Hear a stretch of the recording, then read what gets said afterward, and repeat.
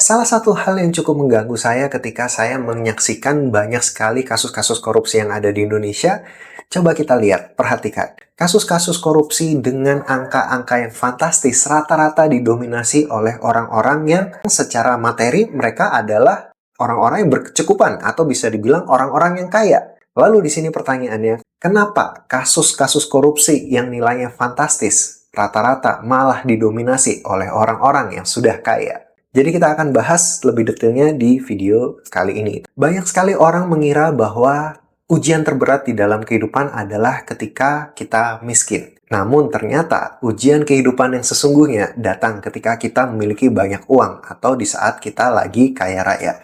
Apakah kita akan tetap menjadi orang yang jujur, orang yang amanah, atau jangan-jangan kita malah tambah menjadi orang yang serakah? Contohnya aja, saya sering sekali mendengar sebuah statement dari para pemimpin kita, wakil-wakil rakyat di sana yang memegang jabatan dan memegang kekuasaan dan memiliki hak penuh untuk mengubah segala peraturan dan undang-undang.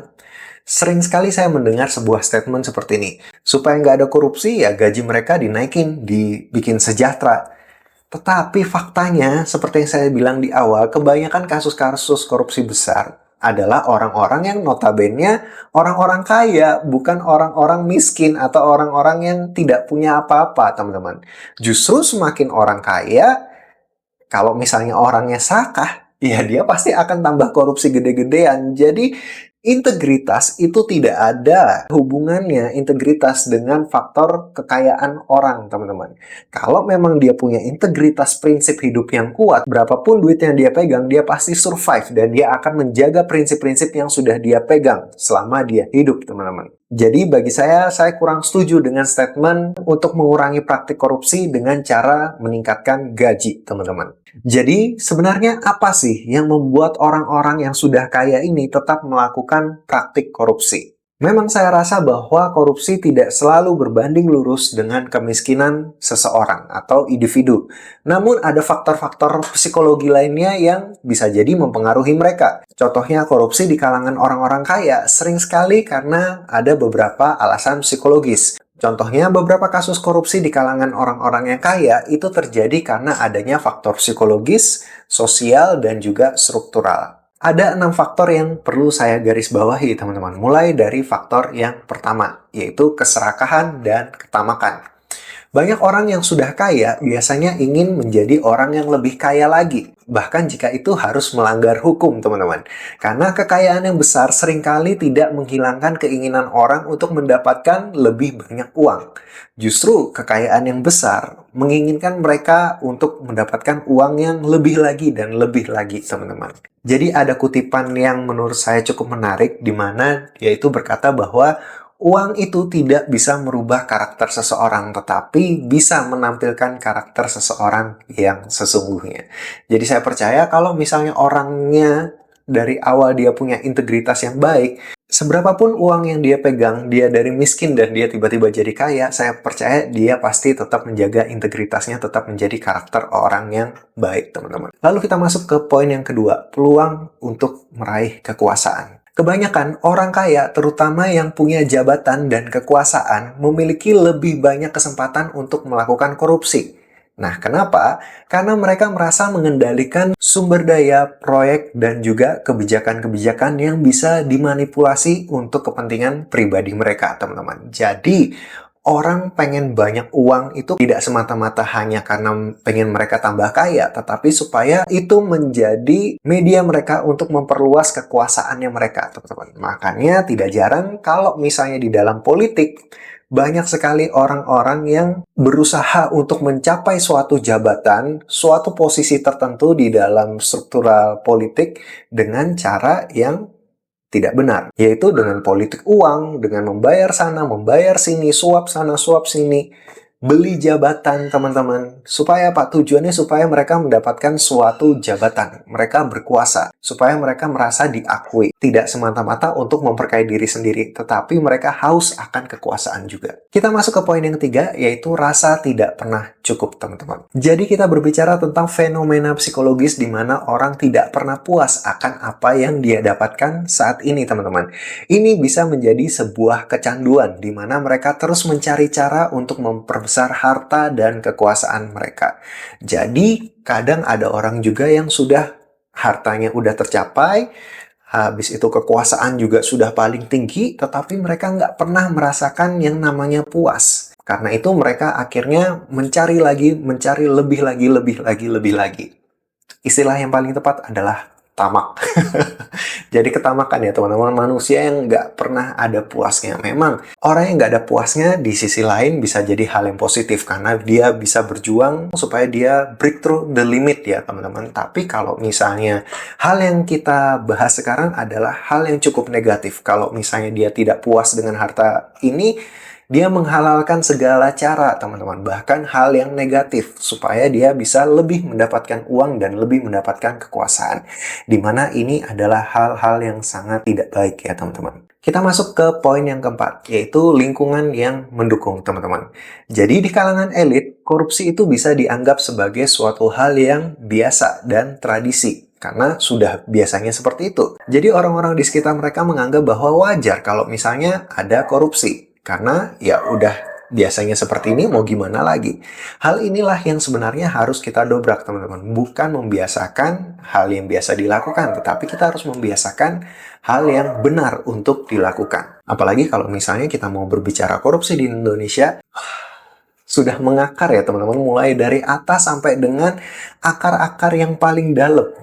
Jadi kalau misalnya mau dibersihkan memang sulit teman-teman. Tapi mau gimana lagi? Kalau kita tidak bisa merubah orang lain, ya minimal kita harus bisa merubah diri kita sendiri teman-teman. Kalau misalnya kita bisa merubah diri kita sendiri, saya yakin pelan-pelan pasti lingkungan juga akan berubah.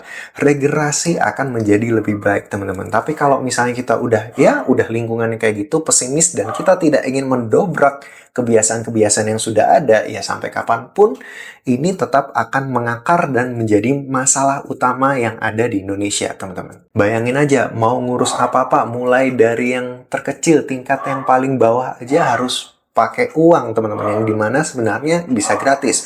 Ngurus ini harus bayar, ngurus itu harus bayar, mau cari kerja bayar, mau dapat jabatan bayar, mau ini bayar, itu bayar. Kan repot, teman-teman. Ini di luar biaya administrasi ya yang saya maksud. Yang saya maksud ini adalah hal-hal yang sering biasa kita dengar, yaitu pungli, teman-teman, pungutan liar. Yang sebenarnya di sistem itu tidak perlu, tetapi orang membayar supaya dia bisa mendapatkan fasilitas yang lebih lagi. Dan saya rasa kalau misalnya kita sebagai orang atau warga yang tidak terbiasa dengan suatu sistem, ya biasanya orang tersebut akan menghalalkan segala cara. Jadi gimana caranya supaya tingkat korupsi bisa semakin rendah? Ya kita jangan pakai cara-cara yang instan, ya kita harus ngikutin prosedur yang sudah ada. Walaupun itu ribet, walaupun itu sulit, tetapi itu akan lebih baik kalau misalnya kita tertib daripada kita pakai yang instan, tetapi kita membayar, kita membuat lingkungan yang praktek korupsi, dan ini nggak akan terselesaikan, teman-teman. Kalau misalnya tidak ada orang yang minat untuk membayar lebih untuk korupsi, teman-teman, saya yakin pasti para penjual-penjual praktik korupsi ini juga akan berhenti kalau misalnya pasarnya tidak ada. Tetapi karena ada orang-orang pasar ini yang sukanya cari instan dan membayar lebih, akhirnya yang jualan ada. Gitu loh konsepnya. Jadi kalau misalnya kita mau tertib, ya udah nggak apa-apa, kita tertib lewat jalan yang apa adanya aja. Orang lama-lama juga nggak mungkin lah dia ngambil hak lebih, teman-teman. Kita masuk ke poin yang kelima, yaitu orang-orang kaya ini merasa kebal hukum. Jadi orang kaya seringkali memiliki akses dengan orang-orang hebat, seperti pengacara, koneksi politik yang baik, dan juga kekuatan finansial yang mungkin bisa mereka pakai untuk menghindari hukuman. Dan ini membuat mereka merasa lebih berani untuk melakukan praktek korupsi. Karena kalau misalnya mereka korupsi ini, mereka merasa bisa, nanti kan orang ini bisa saya bayar, orang itu bisa saya bayar, orang ini bisa saya bayar, penegak hukum ini bisa saya bayar. Jadi dia ngerasa kebal hukum. Jadi orang yang banyak duit tuh ngerasa semena-mena karena mereka ngerasa kebal hukum. Padahal nanti kalau sudah kena batunya, apalagi kalau misalnya berita atau kasusnya viral di media massa, mau nggak mau pemerintah akan mengutamakan opini dari masyarakat, teman-teman. Jadi mau dia sekaya apapun, ya tetap disikat juga nanti pada akhirnya. Tapi nggak tahu lagi kalau misalnya sudah putusan hakim, ya mungkin ada perbedaan ya kalau misalnya di penjara nanti ya teman-teman, untuk orang yang kaya dan orang yang tidak punya uang. Tapi itu tadi, ada privilege khusus untuk orang-orang yang kaya karena mereka bisa membayar ini dan bisa membayar itu. Lalu kita masuk ke poin yang terakhir, poin yang keenam, yaitu standar hidup yang tinggi.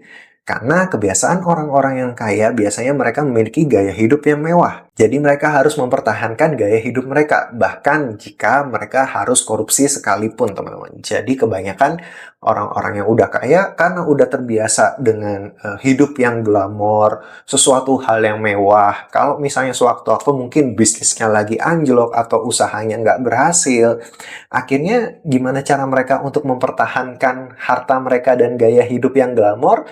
Ya dengan korupsi, teman-teman, supaya bisa balik modal lagi, supaya bisa tetap ada di lingkungan orang-orang yang papan atas, bisa dibilang seperti itu. Jadi, gaya hidup mereka itu menjadi beban juga bagi mereka untuk bisa tetap hidup glamor, teman-teman. Jadi kesimpulannya, orang-orang kaya yang melakukan tindak korupsi bukan karena semata-mata mereka butuh uang ya teman-teman, tapi adanya dorongan supaya mereka bisa menjadi orang yang lebih berkuasa. Serta sistem yang mungkin kurang bagus saat ini yang bisa memungkinkan mereka lolos dari konsekuensi yang mereka lakukan. Jadi menurut kalian semua, apakah ada hal yang lain yang mungkin bisa menjadi faktor penentu orang kaya bisa melakukan tindak pidana korupsi? Jadi silahkan kalian tuliskan di komentar kalau misalnya kalian punya pendapat lain. Saya Joshua Hovian, sampai jumpa lagi di sharing kita berikutnya. Stay healthy and God bless.